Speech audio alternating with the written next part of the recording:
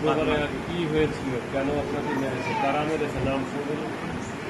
हमारे সর্বপ্রথম উনকি যে মারে আছে জিয়া রসুল্লাহ ছিলে, তারপরে জিয়ার ছিলে তুহিন বা বিলাতলি ছিলে বাহারুল এবং মনসুমুল্লাহ ছেলে ইকরামের ছেলে আজাদ।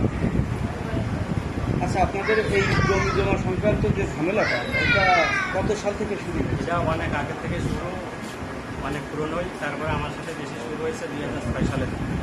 6 সালের পরে আমাদের নাম পতন করায়, তারপরে সোলেও করা হয়, রায়ও আছে 2010 সালে। আবার রিয়েল এস্টেট মামলাও চলতেছে, চলমান মামলা শুনানি হয়ে গেছে। এ ব্যাপারে আপনার কি কোনো পেপার পত্রিকায় কোনো বিজ্ঞাপন বা ব্যাপার পত্রিকা নিয়ে আছে আমার অনেকগুলোই, তারপরে জিডি করা আছে আমার। তারপরে আমি কুয়েত থেকে প্রবাসী কল্যাণ শাখায় গিয়ে ভূমি অফিসে দিয়ে আসছিল, ভূমি অফিসে। তারপরে ভূমি অফিসাররা দিচ্ছিল, চেয়ারম্যানের কাছে চেয়ারম্যানের রিপোর্টও আছে, থানা রিপোর্টও আছে আমার কাছে, আমার পক্ষে দিয়েছে। তো আপনার যে এই হামলাটা হয়েছে গত শুক্রবারে, কি আপনার উপর প্রথম হামলা নাকি এর আগে? এর আগেও অনেকবার হামলা হয়েছে। 13 সালে হামলা করেছিল, মিথ্যা মামলা দিয়ে আমার জেলও কাটাইছে 4.5 মাস। আবার এই 2024 সালে বাড়ি এসেছি দেখি, আসার পরে এই গত শুক্রবারে আমার উপর হামলা 5.5 মাস দিন আমাদের উপর। তো বিগত দিনে আপনি কি কোনো প্রশাসনের হস্তক্ষেপ গ্রহণ করেছেন? করেছি আমি, জিডিও করা আছে আমার, তারপরে মামলাও করা আছে, কিন্তু আমি কোনো কায়দায় বিচার পাচ্ছি না, বিচার এমনিতেই ভুগতেছি। এই যে বিচার পাচ্ছেন না, আপনি কি মনে করতেছেন, কোথায় দুর্বলতা? আমি দুর্বলতা, আমি প্রবাসী, আমি আসলে ন্যায় বিচার জন্য করতেছি, কিন্তু আমি আসলে দেশের কীভাবে কার কাছে যাবো, কোথায় গেলে বিচার পাবো আসলে আমার জানা নাই। তারপরে আমি সবার কাছে দৌড়াচ্ছি, সাহায্য চাচ্ছি, প্রশাসনকে দৌড়াচ্ছি যে আমি ন্যায় বিচার জন্য পাই। আচ্ছা, আপনার যে গত শুক্রবারে যে হামলাটা হয়েছে, এটার ব্যাপারে কি আপনি কোনো মামলায় মোকদ্দমায় গেছেন? এখনো মামলা করিনি, তবে মামলা করার জন্য আমরা প্রস্তুতি নিচ্ছি। মামলা করার জন্য এখন আমরা প্রস্তুতি নিচ্ছি, মামলা ইনশাআল্লাহ তাড়াতাড়ি করবে। আচ্ছা, আপনার কি মনে হচ্ছে না এই বিষয়টা নিয়ে আপনি একটু লেন্দি প্রসেসে চলে যাচ্ছেন? আপনার আরও আগে করা উচিত ছিল। আরও আগে অনেকবারই করেছি, কিন্তু আমি আসলে পাইনি। তো আমি 2013 সালে মামলা করেছি 46-13, মামলার নম্বর 46-13, কিন্তু আসলে আমার 3 ভাইয়ের উপর হামলা করেছিল, পেপার পত্রিকায়ও দিয়েছিল, কিন্তু আসলে আমরা তাদের কিছু করতে পারিনি আইনি রাস্তায়, যার জন্য আবার আমার পরে 13 সালে, এই 24 সালে আবার আমার পরে হামলা করেছে, আমাকে আবার আহত করেছে।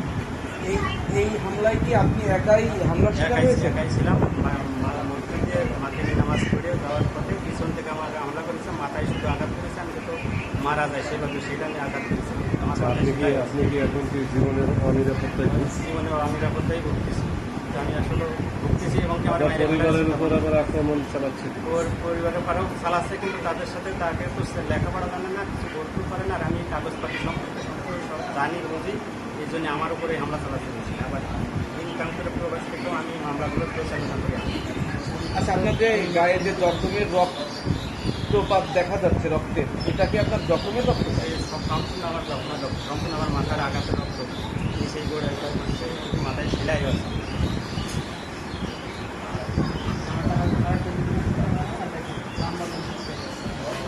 আমার মাথায় আঘাত সেলাই আছে, মাথায় আঘাত করেছে, তাতে আমি মারা গেছি। আচ্ছা, এই যাবৎকাল যে আপনার হামলাগুলো হচ্ছে, তো এই হামলাগুলো কে বা কারা করতেছে? এগুলো হামলা করতেছে মনসুমুল্লাহ ছেলেরা এবং এরাই বিলাতে নামটা কি বলতে পারবেন? নাম আবারও বলতেছি পুনরায়, যে মনসুমুল্লাহ ছেলে জিয়ার 1 নম্বর, 2 নম্বর জিয়ার ছেলে তুহিন, 3 নম্বর বাহারুল বিলাতের ছেলে, 4 নম্বর ইকরাম মনসুমুল্লাহ ছেলে, 5 নম্বর ইকরামের ছেলে আজাদ। কি দিয়ে আঘাত করেছে? আমার রড দিয়ে, লাঠি দিয়ে পিছন থেকে আঘাত করেছে, মানে সম্পূর্ণ আমার উপরে পিছন থেকে মারিছে। আমি সম্পূর্ণ দেখতে পারি, কিন্তু আমার মাথা পুরো ফেটে গেছে, একবারে মাথা থেতলে দিয়েছে, অনেক জায়গায় থেতলে গেছে। মিডিয়ার মাধ্যমে আপনি কি চাচ্ছেন? মিডিয়ার মাধ্যমে চাচ্ছি আমি যে আমি ন্যায় বিচার যেন পাই, এবং এই জিনিসগুলো যেন প্রশাসন দেখে আমার ন্যায় বিচারটা ছেড়ে দেয়। আমার সরকারি রাস্তাও আছে, সেই রাস্তার পথে ঘর বাড়ি করে আমাকে যাওয়া আসারও খুব সমস্যা করতেছে। এটা নিয়ে কি কোনো গ্রাম্য দলীয় কোলাহলের সৃষ্টি হয়েছে, নাকি আপনাদের এই পারিবারিক এই ঝামেলার? পারিবারিকই আমাদের সাথে শত্রুতায়, শুধু আমাদের এই জমি জাতি নিয়ে সমস্যাটা বেশি। আমাদের এই একটা দাগই 822 দাগ বাড়ি বাস্তু বাড়ি, আর এর সাথে 818 দাগ আসছে আপনার সরকারি একটা হালুট আছে, এই হালুটটার কিছু আমাদের বাড়িতে দেওয়া আছে। এটা নিয়ে কি গ্রামের ভূমি অফিসে দরখাস্ত করেছি, কিন্তু এখনো কোনো টিকা পাইনি। গ্রামের কেউ কি আপনার উপর কোনো চাপ প্রয়োগ বা কোনো এ ব্যাপারে না, হস্তক্ষেপ গ্রামের কেউ আমার কোনো চাপ প্রয়োগ করতেছে না, সবাই আমার চেয়ারম্যান কি বলে? চেয়ারম্যান আমার প্রতিবেদন আছে একটা, যে তুমি এগুলো সরকারিভাবে সাহায্য নাও, সরকারিভাবে তোমার গুছাই গুছাই দেবে। মেম্বার কি বলে?